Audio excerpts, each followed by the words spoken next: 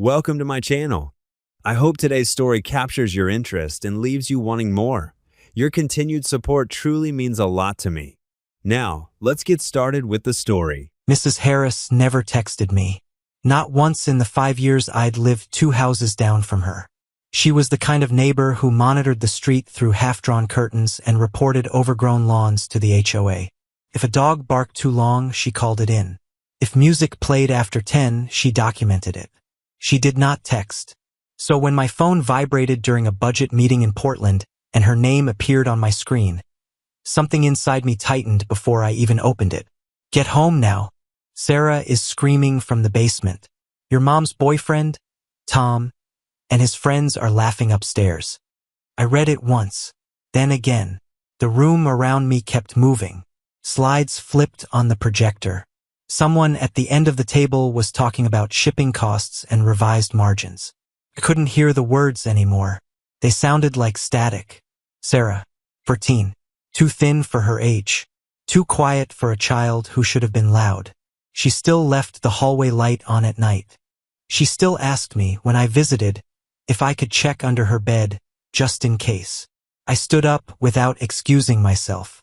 I walked out of the conference room, down the hallway, into the stairwell where the noise dulled into a distant hum.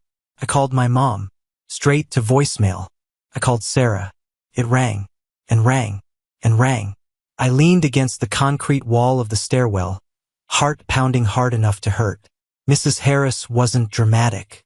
She wasn't the type to exaggerate. If she said screaming, it meant screaming. 6 months earlier, after Sarah had mentioned casually over dinner that Tom liked to give character lessons, I had driven home from work with a weight in my chest I couldn't name. That night, I'd ordered cameras. Small ones, discreet, motion-activated. I told myself it was precaution, overprotective big brother behavior. I never told my mother. I never told Tom. I installed them in the living room, the kitchen, and at the bottom of the basement stairs. I opened the app. My thumb hovered for half a second. Then I tapped the live feed. The living room camera loaded first. 5 men.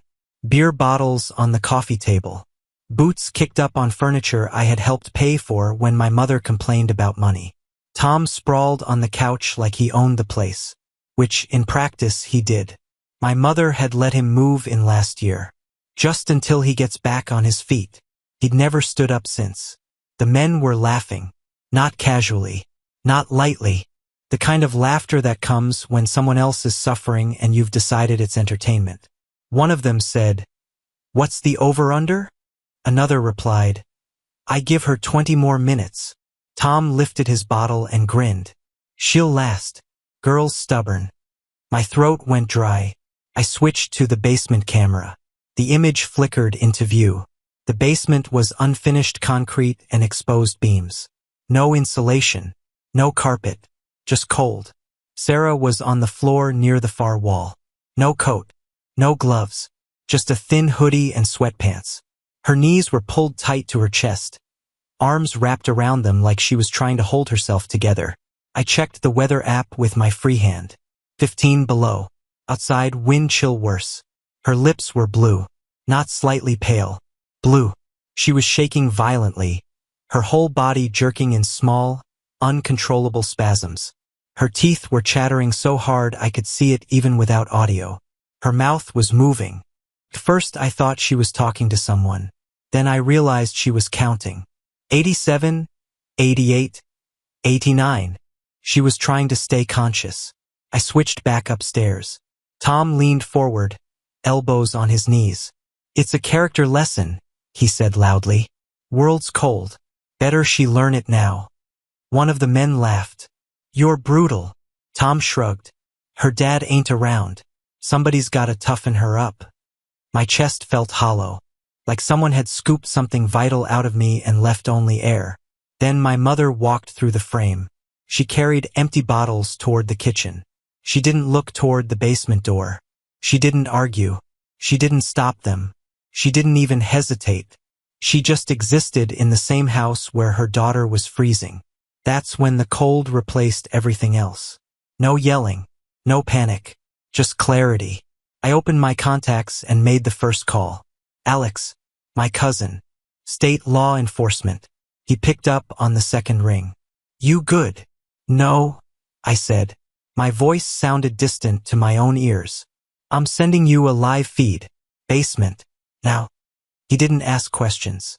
He knew my tone. I forwarded him direct access to the cameras. Shared credentials. Full archive. Everything. Jesus, he muttered after a few seconds. I could hear the shift in his breathing. Stay on the line. I switched the basement audio on. Sarah's voice came through faint and broken. 112. 113. Her breathing was ragged. Slow. Too slow. Alex's voice changed. Professional. Controlled. Local departments en route. Units are close. Don't hang up. Upstairs, one of the men stood and stretched. Think we should check on her? Tom waved him off. Nah, not yet. Builds resilience. Resilience. My hands stopped shaking. I walked out of the stairwell, past the receptionist who asked if everything was okay. I didn't answer. I got in my car. Started the engine. Alex was still on the line. First unit's 3 minutes out. 3 minutes. Sarah's counting faltered. 132. She was losing track. Sarah. I whispered to the phone even though she couldn't hear me. Stay awake. Stay awake. The police scanner chatter bled faintly through Alex's end of the call. Units approaching location. Upstairs, Tom raised his bottle again. 5 more minutes. I pulled onto the highway, accelerating harder than I should have. Portland disappeared behind me in a blur of concrete and taillights. On my phone screen, the front door of the house exploded inward.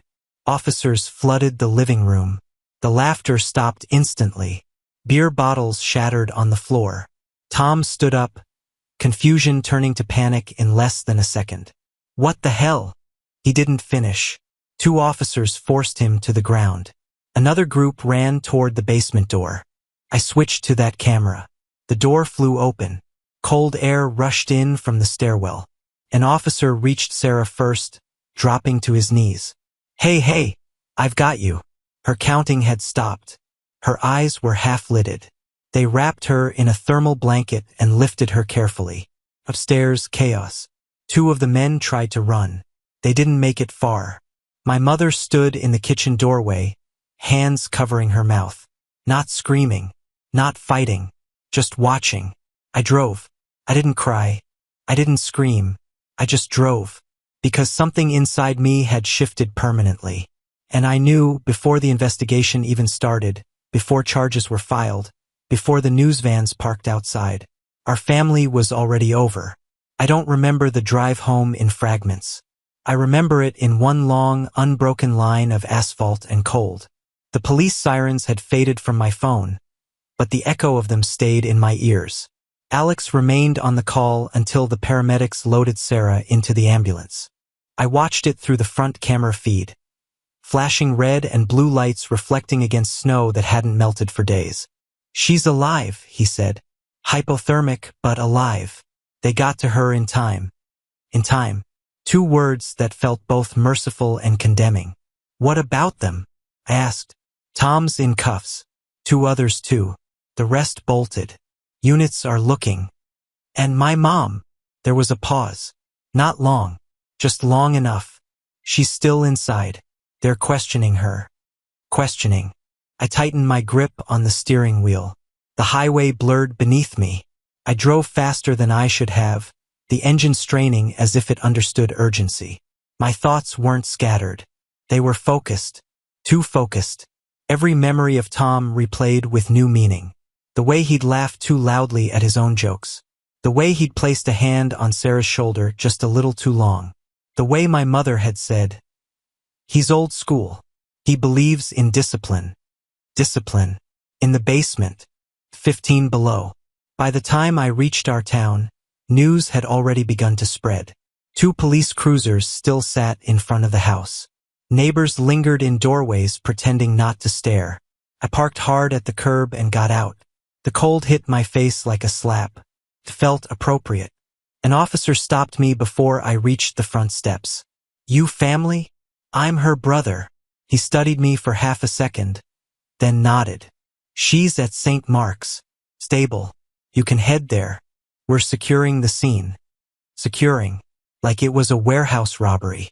Like it wasn't a child locked in a basement while grown men gambled on her endurance. I stepped inside anyway.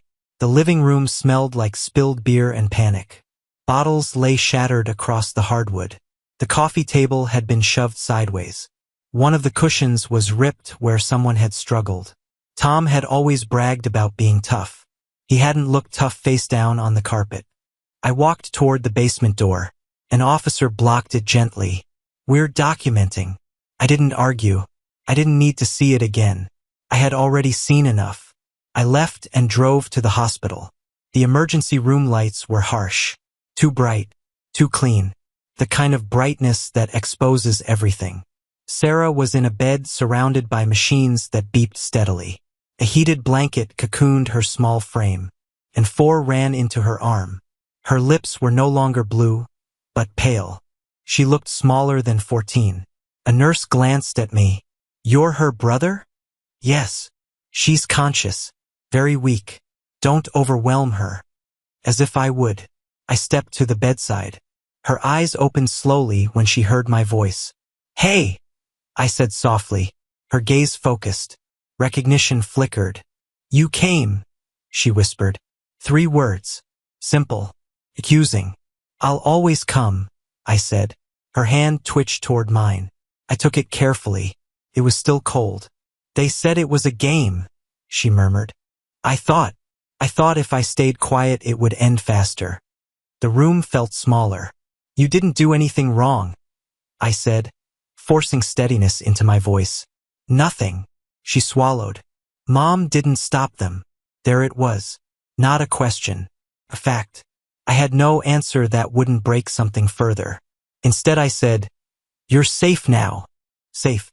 A word that had already failed her once. She drifted back to sleep after a few minutes. The doctor came in and explained controlled rewarming, monitoring for complications, potential nerve damage. Clinical language. Detached. Necessary. When he left, I stepped into the hallway and called Alex again. They found recordings on Tom's phone, he said quietly. Not just tonight. My chest tightened. How many times? We're still pulling data, but neighbors confirmed hearing screaming before. Cold nights. Cold nights. Plural. That meant repetition. That meant pattern. That meant my sister had been punished like this before, and no one stopped it. Mom, I asked again. She's being brought in. Child endangerment. Neglect. The words hit differently this time, not as legal terms, as verdicts. I hung up and leaned against the hospital wall. For a moment, my legs felt weak, not from fear, not from shock, from realization.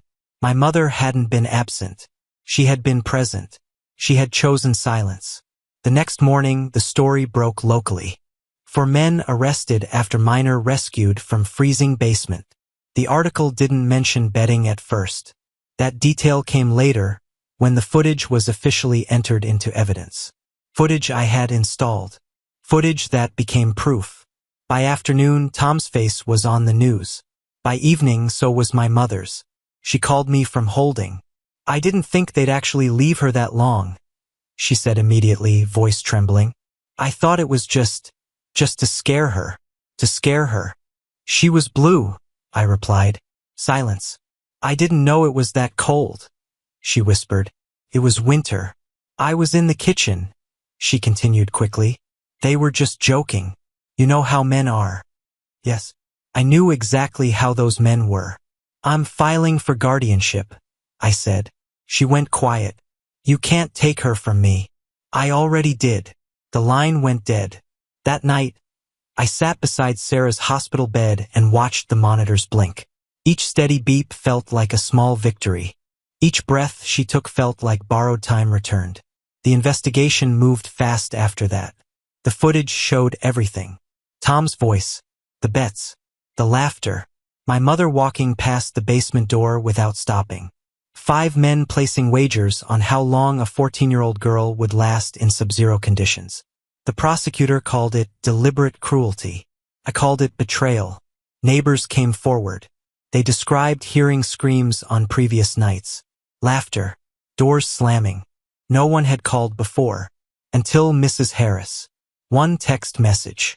That was the difference between recovery and a funeral. Sarah was discharged after 4 days. She didn't want to go back to the house. She didn't have to. I brought her to my apartment. She slept in my guest room with the door open. The hallway light on. The thermostat turned higher than I liked. I didn't complain. At night, I'd wake to the sound of her moving, sometimes whispering numbers in her sleep, counting, as if still in that basement. The charges stacked up quickly. Abuse, unlawful confinement, reckless endangerment, neglect. The court issued a restraining order barring Tom from any contact with Sarah. My mother temporarily lost custody. Temporarily, a word that suggested possibility. I wasn't interested in possibility. I was interested in permanence. Therapy began the following week. Sarah barely spoke during the first session. She kept her hands folded in her lap and stared at the carpet. But she went. Every week. I attended some sessions too. Not because I had to, because she asked. "Will you sit in the waiting room?" she said once. Yes. She nodded like that was enough. At night, when the apartment was quiet, I thought about that basement, about the laughter upstairs, about my mother's silence. And I understood something with brutal clarity. When a child is in danger, hesitation is complicity. Waiting is permission. Silence is participation. I didn't hesitate. And because I didn't, she lived. The house sat empty for weeks. Police tape stretched across the front door like a scar that refused to close. Snow gathered along the porch steps, untouched, undisturbed. The neighbors who once pretended not to notice now stared openly when they drove past. I didn't go back inside. I didn't need to. Everything that mattered had already been removed. Sarah in an ambulance, Tom in handcuffs, my mother in the back of a patrol car. And whatever illusion of family we had left. Sarah moved through my apartment like someone walking across thin ice. Careful, quiet, always listening for cracks. She kept the thermostat at 75. I let her. She slept with 2 blankets even when the heat hummed steadily through the vents. Some nights I heard her wake abruptly, her breath sharp and fast. Once, I stepped into the hallway and saw her standing there, eyes wide, disoriented. "It's warm," I told her softly. She nodded but didn't answer. Therapy began twice a week. The first few sessions were nearly silent. The therapist, Dr. Reynolds, spoke gently, asking simple questions. Sarah answered with shrugs. But she went. That mattered. The investigation deepened. Digital forensics pulled months of footage from my cameras. More than I realized they had stored. Clips of shouting, doors slamming, Tom's voice raised in what he called discipline. They also recovered files from Tom's phone. Videos, short clips labeled with dates. Cold nights, Sarah on the basement stairs, Sarah crying, Sarah begging. I didn't watch all of them. I watched enough. The bedding wasn't a one-time joke. It was routine. 5 men, sometimes 3, sometimes just Tom and one other. Beer, laughter, wagers. How long tonight? She made it 35 last time. She's tougher than she looks. Tougher than she looks. They turned endurance into entertainment. The prosecutor used the phrase, pattern of deliberate cruelty. I used the word systematic. My mother's defense attorney argued she was intimidated, that Tom was controlling, that she feared him. Fear doesn't explain silence. Fear doesn't explain carrying empty bottles while your daughter freezes below your feet. When I visited her in County Holding, she looked smaller, paler, less certain. "I didn't think it would go that far," she said again. "You thought it would stop before hypothermia?" I asked. Tears filled her eyes. "He said it would make her stronger. She's 14. She's stubborn," she whispered, as if stubbornness justified suffering. That's when something inside me closed permanently. I realized she wasn't confused. She believed in it. Maybe not the bedding. Maybe not the cruelty. But the lesson. and that was enough. I filed the guardianship paperwork the next morning. The court hearing came quickly due to the severity of the charges. I stood in a small, sterile courtroom while Sarah sat beside me, hands folded tightly in her lap. The judge reviewed the evidence, the footage, the medical reports, the testimony from neighbors. Mrs. Harris spoke too. Her voice shook when she described the screaming. "I should have called sooner," she said. No one blamed her. The judge looked at my mother, then at Sarah. "Temporary guardianship granted," he said. Temporary again. But this time it leaned in our favor. Tom's arraignment was less complicated. Bail denied. Charges stacked high enough to bury him. Abuse, unlawful confinement, reckless endangerment, conspiracy. The betting elevated it. Proved intent. The others who ran were picked up within 48 hours. One tried to leave the state. Another claimed it was a misunderstanding. It wasn't. The footage didn't misunderstand. News vans parked outside the courthouse on the first day of formal proceedings. The case had escalated beyond local interest. The phrase "basement betting ring" appeared in headlines. I hated that phrase. It made it sound organized, like a club. It wasn't a ring. It was cruelty disguised as humor. Sarah didn't watch the news. I made sure of it. School was harder. Whispers followed her down hallways. Teenagers can be vicious without meaning to be. Some looked at her with pity. Others with morbid curiosity. She transferred districts within a month. Clean start. Or as clean as trauma allows. Dr. Reynolds introduced the word trauma slowly, carefully. Sarah didn't like it at first. "I'm not broken," she said once. "You're not," the therapist replied. "But you were hurt." Hurt felt smaller, manageable. We focused on routines. Dinner at 6. Homework at the kitchen table. Lights out by 10. Predictability built safety. Some nights, she'd ask, "Do you think they'll get out?" "No," I'd answer. And I meant it. The trial date was set for early spring. By then, the snow had melted. But the cold lingered. In memory, in transcripts, in evidence folders stacked neatly on the prosecutor's desk. I testified first. I described the text, the drive, the footage. I played the clip where Tom said, "Place your bets." The courtroom was silent except for the faint sound of his recorded laughter. I watched the jurors' faces. No one smiled. My mother testified next. She cried. She said she never meant for it to go so far. She said she thought it was harmless. The prosecutor asked one question that cut through everything. "Did you ever open the basement door?" She hesitated. No, that was the moment. Not the betting. Not the laughter. The door. Closed. By choice. Tom's defense tried to argue cultural differences in discipline. The prosecutor countered with medical data. 15 below. Wind chill lower. Core body temperature dropping. Hypothermia sets in fast. Especially in minors. This wasn't discipline. It was risk. Calculated. Repeated. Sarah didn't have to testify. The footage spared her that. When the verdict came, it came quickly. Guilty. On all major counts. Tom stared forward as the words were read. No apology. No visible regret. Just irritation. Like he'd lost a bet. The others received varying sentences based on involvement. Some took plea deals. Some didn't. My mother received probation, mandatory counseling, and continued suspension of custody pending further review. I didn't fight for her punishment. I fought for Sarah's protection. Permanent guardianship proceedings began soon after. By summer, it was finalized. Not temporary, not conditional, permanent. The day the paperwork cleared, Sarah stood in the kitchen holding the document like it was fragile. "So I stay?" she asked. "Yes. For good. For good." She nodded slowly. That night, she didn't count in her sleep. Months passed. Healing wasn't dramatic.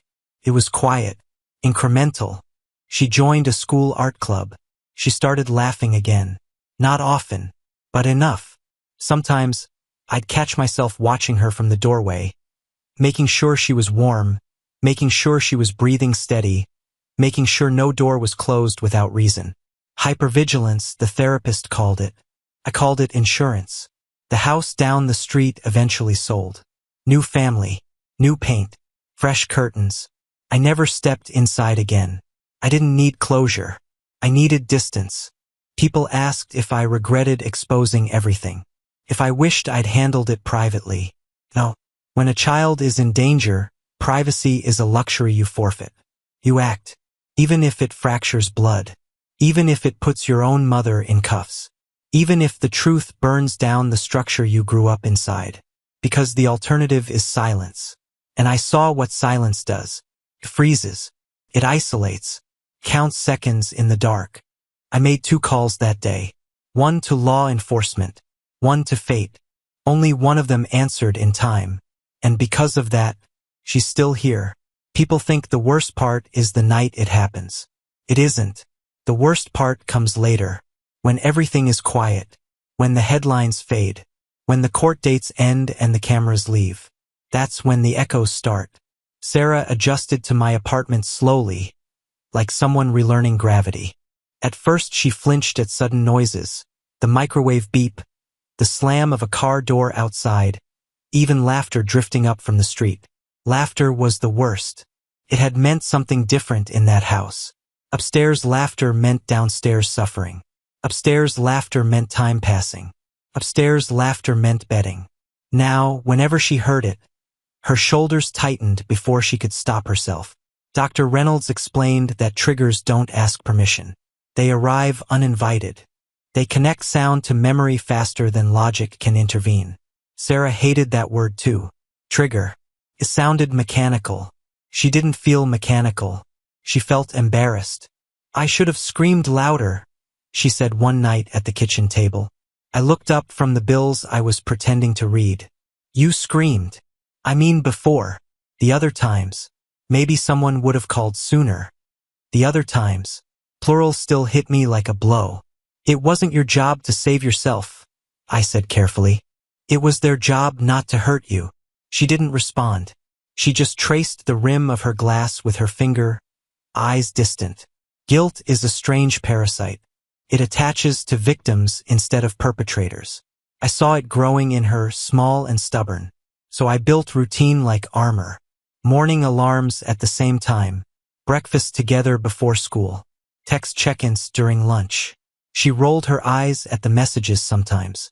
I'm fine, she'd reply. Good. I wanted her annoyed. Annoyance meant normalcy.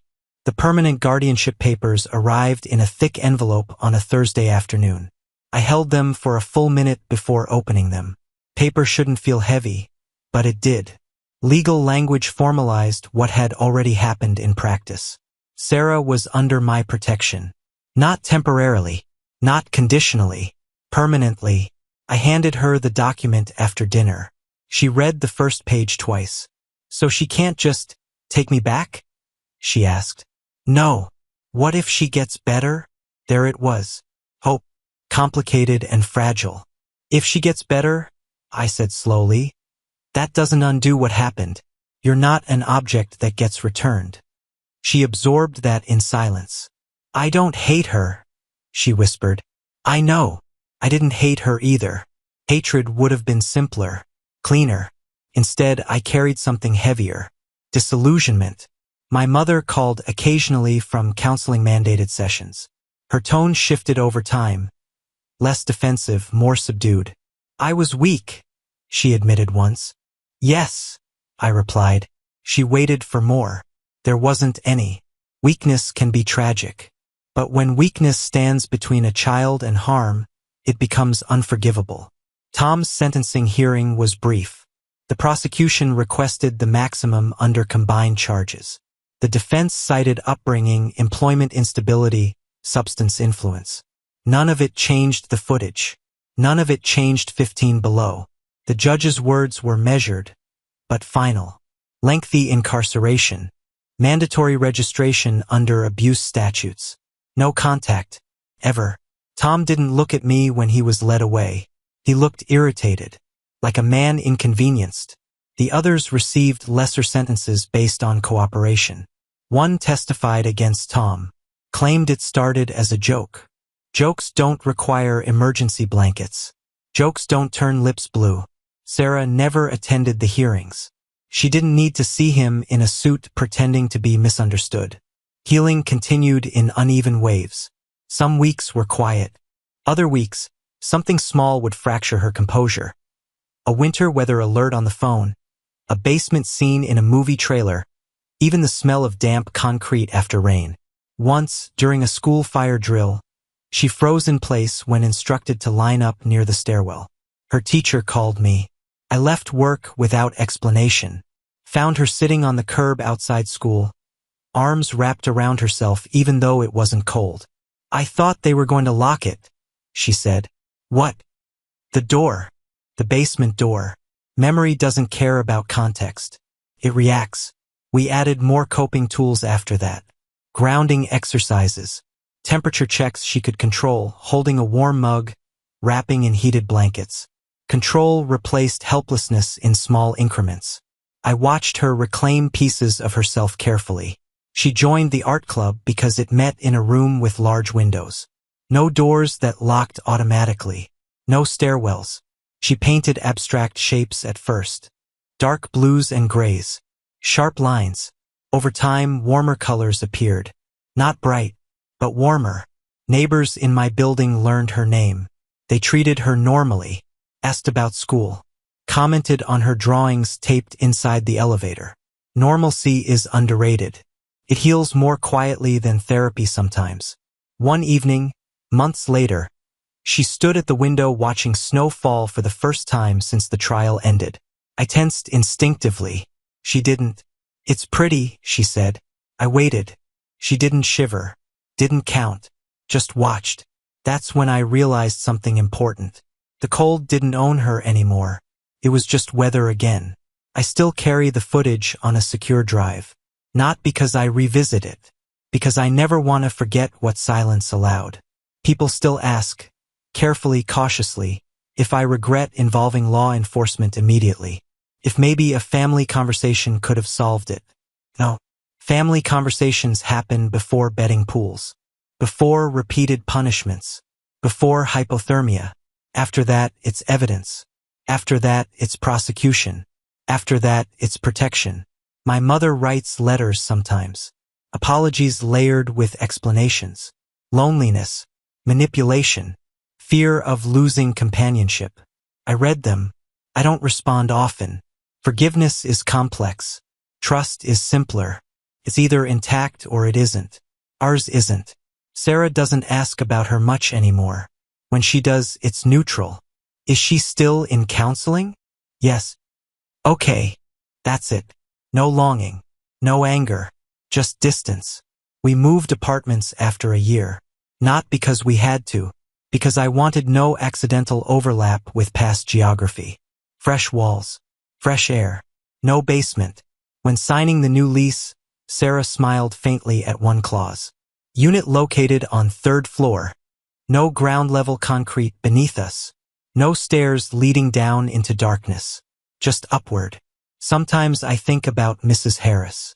About one text message sent at the right time. I thanked her in person once. She cried. Said she'd hesitated before sending it. Didn't want to overreact. Overreaction saves lives sometimes. Hesitation buries them. The night I installed those cameras, I questioned my paranoia. Now I call it instinct. The day I opened that app in a stairwell 2 hours away, I could have chosen disbelief. I didn't. I chose verification, action, intervention. And because I did, Sarah breathes warm air in a 3rd-floor apartment instead of existing as a cautionary headline. The damage didn't vanish. Trauma doesn't evaporate with verdicts. But safety replaced danger. Stability replaced unpredictability. And that matters. Sometimes she still counts, not from fear, but when baking cookies, measuring time in the oven. 10 minutes, she'll say, setting a timer. Normal counting. Domestic counting. Safe counting. I listen from the living room and let the sound settle in. Numbers don't scare me anymore. Silence does. So I never ignore it. Not again.